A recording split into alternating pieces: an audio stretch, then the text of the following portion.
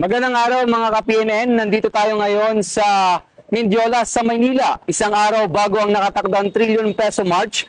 Bukas November 30, pinainggan namin ang pulso ng mamamayan hingil sa kanilang salubin sa napipintong kilos protesta at deployment ng mga pulis para sa seguridad.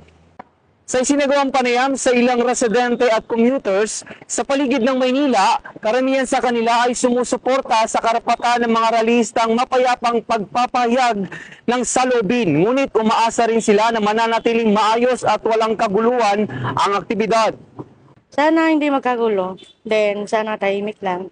Yung mag-arali, salita lang, pero wag na uulitin yung nakaraan. Kasi pag mayroon na naman naulit na mga napahamak, siyempre lahat tayo matadamay. Walang batuhan, walang tirigas, wala sanang mga naghahagis.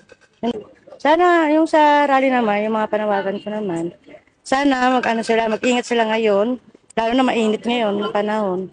Then sana, safe sila. Ganun. Tapos, wag silang masyadong mainit ang mga ulo nila dahil lang sa kurap. Kasi lahat naman tayo, hindi lang naman sila ang mayanin. Tayo din naman. Ano naman ma'am yung masasabi niyo po sa ating mga kapulisan po ma'am? Sa pulisan. Ayun po nandito na po sila, nakahanda na po sila para sa preparation. Ang ano ko sa mga pulis, wag silang manakit. Then, trabaho naman din nila talaga yan. Magbantay, yung sa mga ralista. Ingat lang din sila.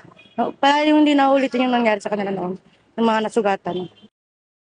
Ayon sa ilang mamamayan, mahalaga ang presensya ng pulisya upang matiyak ang kaligtasan ng lahat, lalo na ang mga motorista at karaniwang mamamayan na maapektuhan ng trapiko.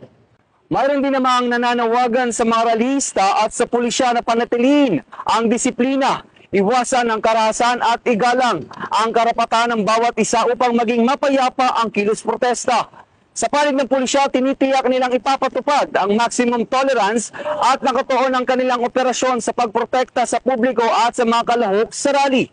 Samantala, patuloy ang paalala sa publiko na maganda sa posibleng mabigat na trapiko at road closures bukas. At yan po ang latest update dito sa Mindiola. At ako po si Patrolman Edwin Baris para sa Police News Express. At ito ang bagong PNP para sa bagong Pilipinas. Serbisyong mabilis, tapat at nararamdaman.